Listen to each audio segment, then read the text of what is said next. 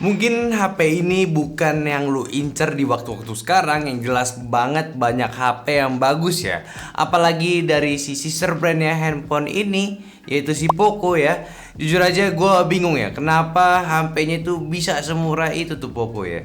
Tapi yang bikin gue bingung lagi, kenapa si Gary nyebut ya mini USB gitu, bukan micro USB.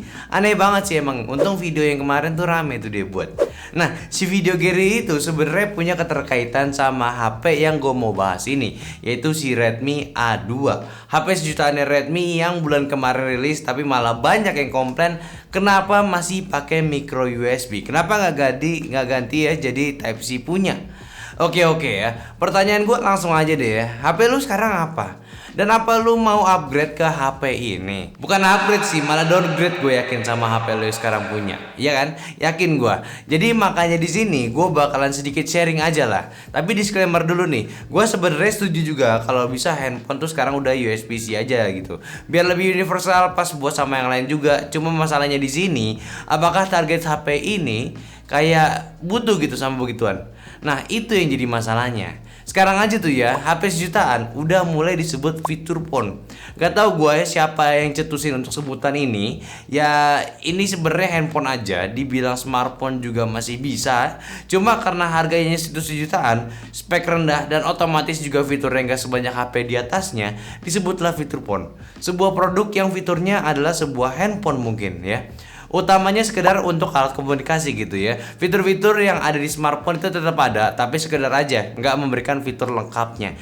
Jadi utamanya untuk sebuah fitur phone itu ya target pembelinya tuh sama kayak orang-orang pengen sekedar buat HP untuk komunikasi, bukan yang pengen apa-apa butuh handphone untuk kesehariannya gitu. Contoh kayak orang tua di kampung gitu yang hariannya cuma gitu-gitu aja, butuh HP cuma bisa nelpon buat anaknya aja gitu yang di kota. Atau ya memang ya belum bisa punya HP bagus karena pendapatan itu sangat terbatas. Jadi ya daripada habisin duit di handphone, mending ya kebutuhan sehari-hari aja dulu. Ya bisa aja beli handphone kayak gini. Bukan orang-orang yang tech savvy, entusias, atau yang emang udah ngerti dan butuhin sebuah smartphone untuk kesehariannya. Masih banyak gitu orang-orang yang gak paham sama dunia digital. Kenapa gue singkat gitu ya. Dan kadang kita nggak bisa paksa mereka juga loh untuk pindah karena banyak hal. Maka dari itu produsen HP tetap ada yang buatin HP-nya yang bener-bener murah untuk memberikan fitur HP sekedar dengan tujuan untuk orang-orang ini tetap bisa komunikasi tanpa ngebebanin biaya yang besar. Kayak si HP Redmi A2. Nah kita bahas dulu nih si handphonenya bentar ya. Oke. Jadi ini adalah upgrade dari si Redmi A1 yang sebenarnya dari fisiknya itu kayak 100% masih handphone yang sama. Bikin heran gitu, upgrade kok gak ada bedanya. Ya wajar sebenarnya. HP Redmi A1 itu udah ludes abis cuy di pasaran. Yes ya, ini handphone yang Indonesia banget boxnya. Udah habis, gak ada setahun si tim Xiaomi launching gitu ya untuk si Redmi yang satu ini. Ya menurut gua itu pinter banget. Ya daripada mereka nge-restock gitu ya si A1 buat dijual lagi, mending langsung aja optimalin lagi handphonenya yang dirasa kurang pada A1 menjadi A2 ini. Makanya sekarang ada Redmi A2 buat penggantinya. Bukan karena terburu-buru, tapi emang karena hype A1 kenceng dan handphonenya udah habis. Dan buat ngatasin handphone Redmi 1 jutaan goib, ya kasih yang lebih bagus lagi. Ya bagus dong, chipsetnya naik dari Helio A22 ke G36.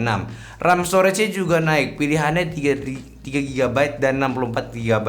Yang sebelumnya itu cuma 3 GB, 32 GB, bahkan ada yang 2 GB, 32 GB aja. Dan harganya itu cuma beda di 50.000 doang cuy. Kayak buat harga sejutaan, pilihan baru, nambah 50.000 itu rasa kayak lu beli casing sama tempered glass doang cuy, nggak mahal. Bahkan ini harganya lebih murah dibanding pas rilisnya. Yang sekarang ini termahal itu cuma di 1,2 juta kurang 1.000 doang cuy. Murah banget nggak tuh ya? Lihat aja benchmarknya. Bedanya itu lumayan cuy. Naik performanya juga lumayan. Jelas dari A ke G seriesnya MediaTek pastinya bakal ada peningkatan yang cukup signifikan cuy. Ya walaupun cuma 10 ribuan doang skornya gitu bedanya. 3D Mark juga naik kok skornya. Tapi sayangnya Geekbench saya nggak kompatibel nih buat di dua handphone ini. Kalau ditanya untuk main game, ya sulit sih sebenarnya. Mungkin yang super ringan game-game itu bisa. Ya kalian bisa explore aja nanti kalau udah beli handphonenya. Kalau menurut gue sih ya ini udah oke lah dari harga yang ditawarkan. Di handphone ini juga udah dapat si Android 13 punya dibanding yang A1 ini masih Android 12 aja. Dan tentunya kedua ini udah menggunakan Android Go version, tampilannya bukan MIUI melainkan lebih ke Pixel punya dengan penggunaan sistem yang lebih ringan. Jadi ya buat dipakai sehari-hari ini masih enak banget cuy. Nelpon jelas aman. WhatsApp udah bisa pakai jaringan 4G juga bisa dimanfaatin di internetan di handphone ini. Buka Instagram juga masih oke handphonenya. Dapat naik lagi storage-nya, penyimpanannya di 64 GB masih oke. Bisa lebih banyak buat nyimpen gambar-gambar di handphonenya. Permasalahan umum kan kadang kalau lo beli handphone murah, kadang lupa setting simpen foto WA kan. Nah ya 64 GB ini udah cukup sebenarnya. Dan ditambah pula masih bisa nambah pakai micro SD lebih lumayan lagi kan. Dan satu lagi, perbandingan yang nggak dimention banyak sama si Redmi, tapi jelas banget perbedaannya. Yang nggak tahu kenapa, ini nggak diangkat ya, yaitu di bagian kameranya cuy. Masih sama di 8 megapiksel kedua kameranya ini. Mungkin upgrade dikit dari ISP-nya kali ya. Tapi hasilnya itu kerasa banget di bagian detailnya. Yang awalnya di A1 itu gue kira biasa aja. Untuk handphone sejutaan itu mau kayak gimana sih hasil fotonya, nggak mungkin bagus. Cuma kalau dibandingin dari A1 ke A2, ini upgrade loh. Detailnya tuh lo sekarang bisa diangkat jauh lebih jelas. Kerasa jauh banget pas kita bandingin hasilnya di sini. Yang mana ini jadi lebih baik di Redmi A2.